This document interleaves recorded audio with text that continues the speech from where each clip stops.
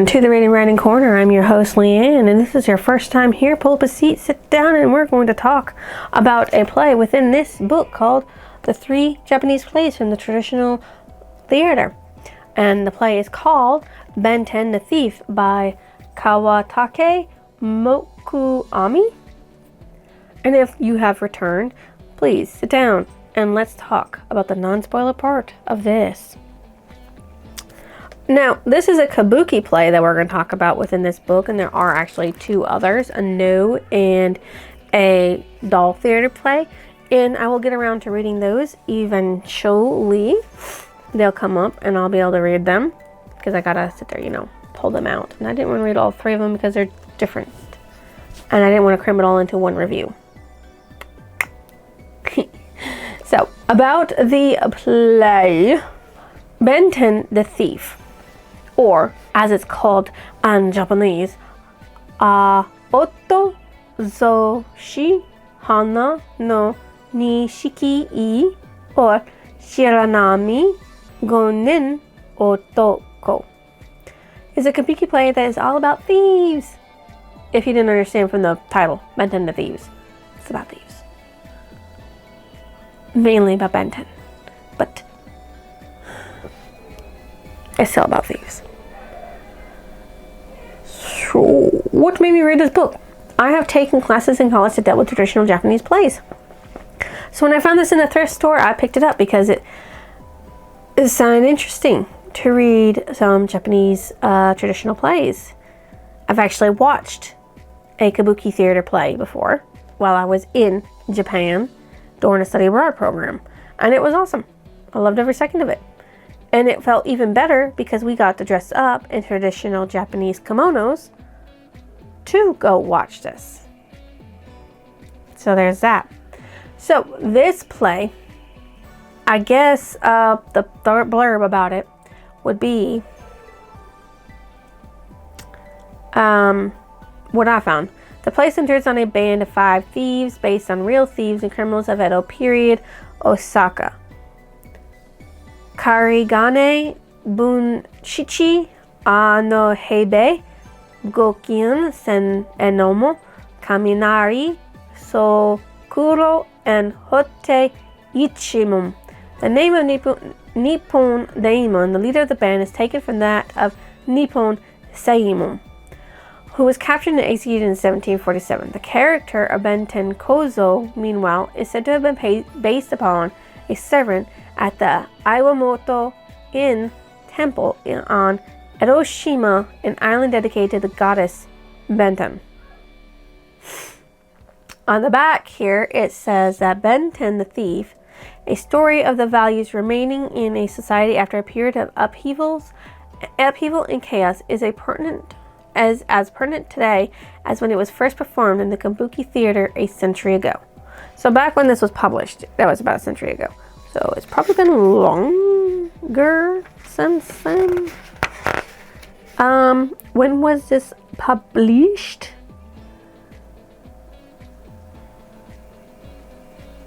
The copy that I probably have is 1959. So, or actually, this is evergreen. So it's actually 1960.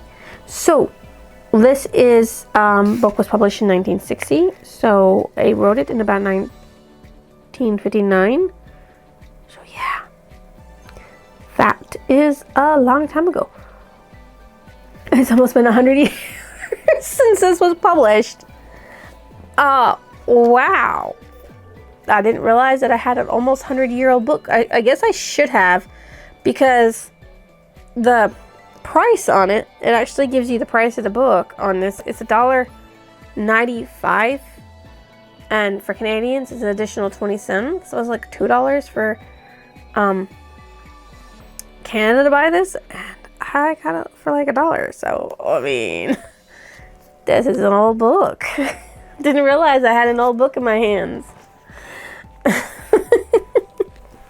That's actually pretty cool.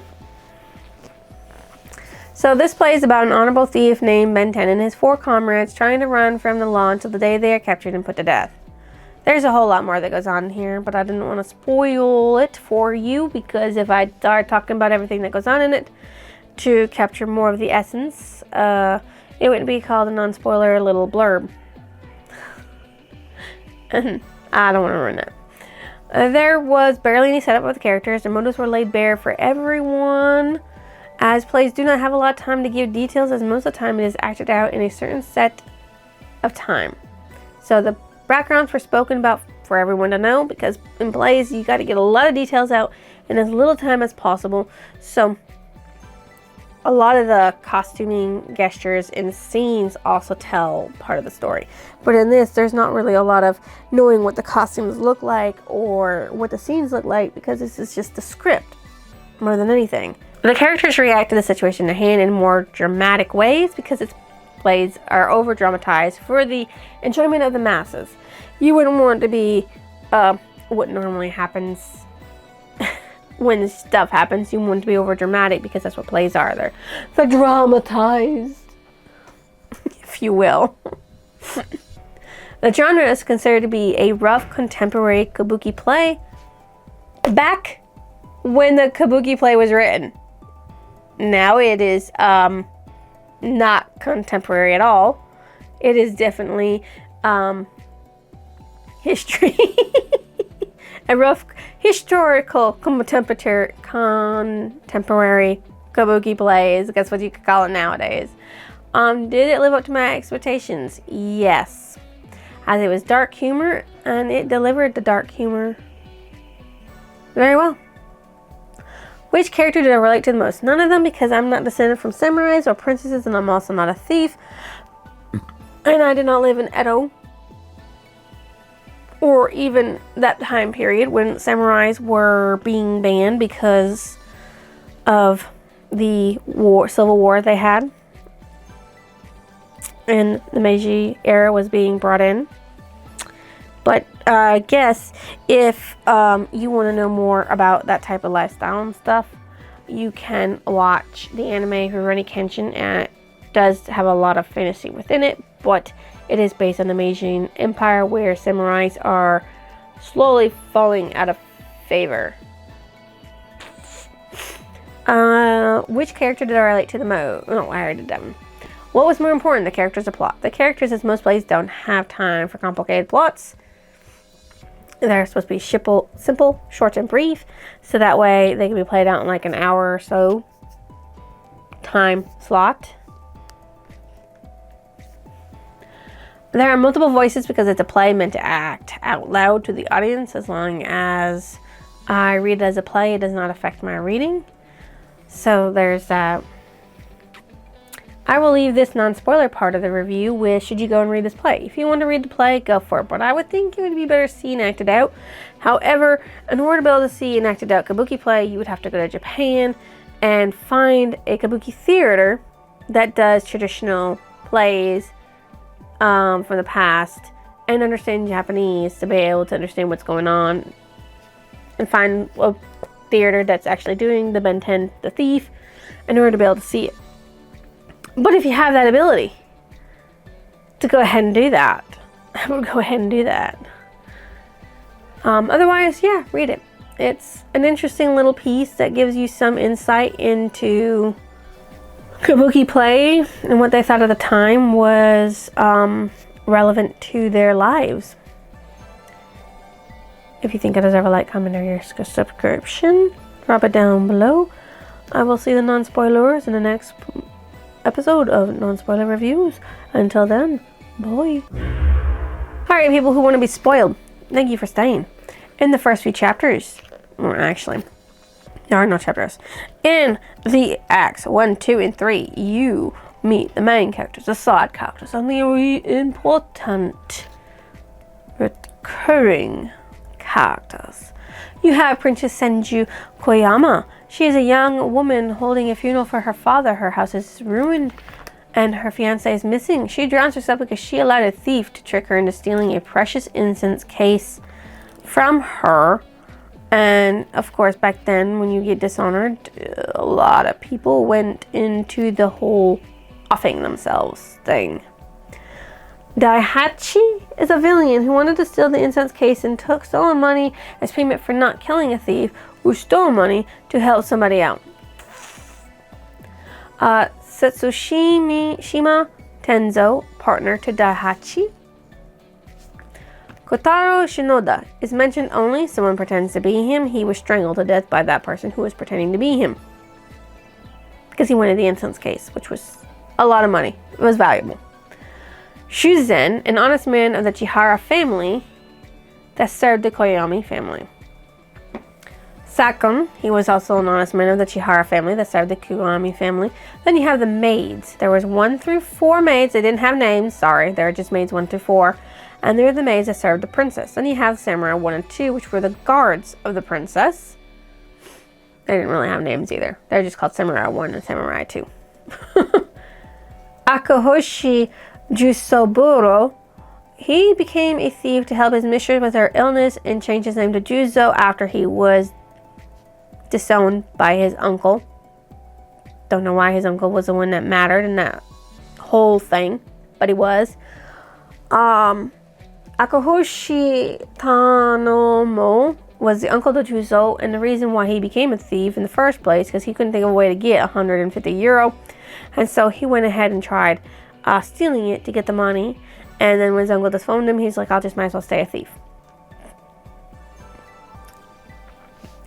Then you have Benten Kozo. He is the thief in the name of the play. He commits suicide by stabbing his stomach. He was raised by Nango's father. His real name is Kokichi.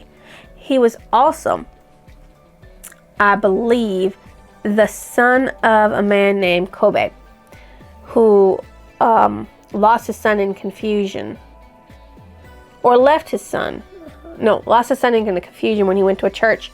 When they went to a church to pray to the goddess for something or another. He got lost in the confusion and was raised by his best friend Nago Rikimaru. His father is the one that raised him. And they both became thieves. Nippon Diamond was a notorious thief who stole from the rich and gave to the poor and needy. Then you had Tadanobu Rihei, which was also a thief. Then you meet in, like, I think the second to third act was Kobe, the father to Benten, whom he lost during a scuffle and accidentally took home somebody else's child. He took home Tsunosuke and raised him, but didn't realize it was, decided to raise him after he realized that he wasn't his son. I'm going to raise you even though I don't know whose son you were. I just took you by accident because I lost my own. Sonosuke, of course, is the actual son of Nippon Daimon, who was raised by Kobe. He, after being abandoned by his father because he could not take care of him. So Nippon Daimon left his son in a temple in the hopes that someone would take him in and take care of him because he couldn't, after his wife died, and he couldn't support nor feed his family. And he became a thief to help the poor because he knew what it was like when you couldn't take care of your family in the way that you wanted to. So, there are definitely several voices within this play because it's a play and every character has a voice. So they all have their own voices. So I couldn't really say who you were supposed to be focusing on.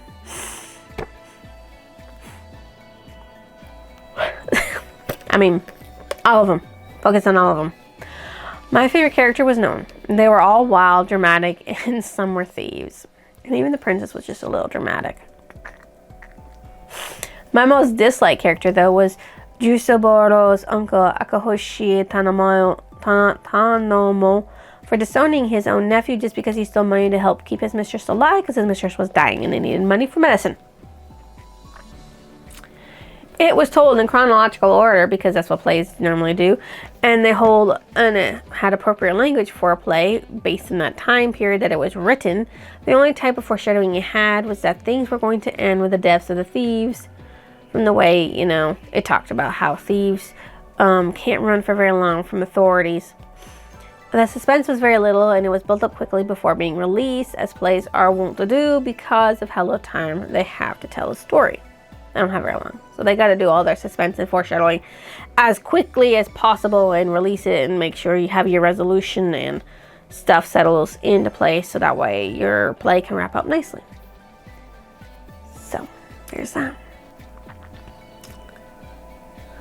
So the title of this actual book, well, actually, sorry.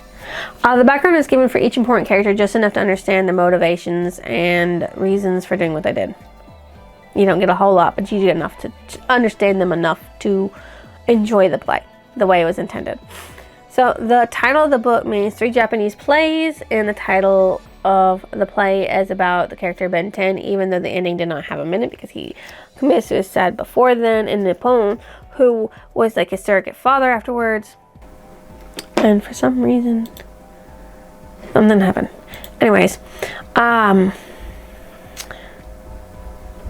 God. I don't know what just happened. But anyways, the cover of the book means absolutely nothing. It's just the cover for the play. So this means absolutely nothing. As for the cover for the actual play,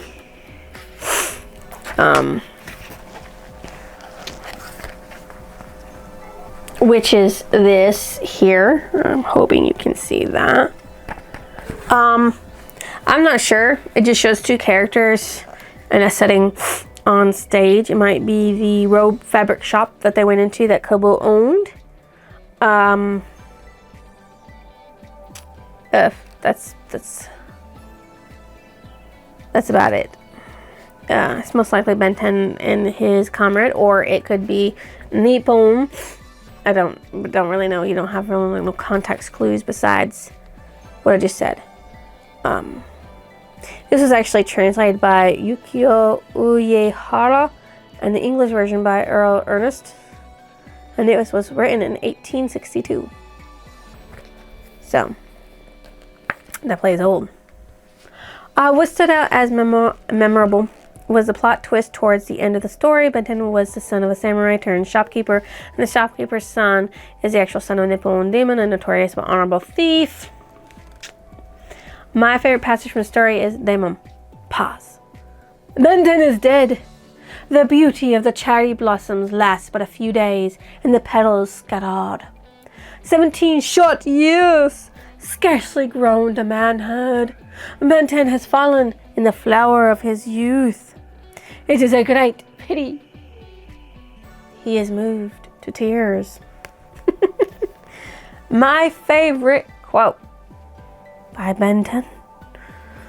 A man must take the consequences of his own deeds. Which means a person who commits something and does something, they have to accept the consequences of their actions. So, that was my favorite quote. I thought that was pretty cool. Because the thief actually accepts the consequences of his actions. What I thought about the ending of the play. It was sad and tragic because almost all of the thieves were dead by the end of it. The princess is dead.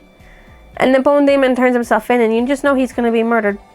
Or hanged. Or whatever. Because, you know, obviously thieves were all killed back in that day for punishment for being thieves. So, why did it have to end so sadly? Why? It was a sad play. Okay, what did it remind me of? The kabuki play I saw in Japan. Don't ask me the title of it. I wouldn't know. Don't ask me anything about it, because I didn't really understand most of what was going on. But I did see one, and it was impressive. It was very impressive. So, it was a play. Hold on one second.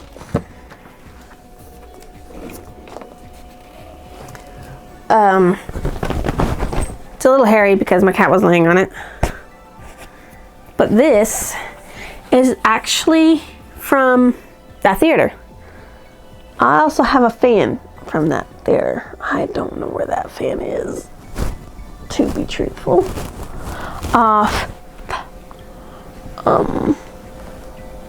Oh, it's way up there. I don't know if you can see it, but it's way up there.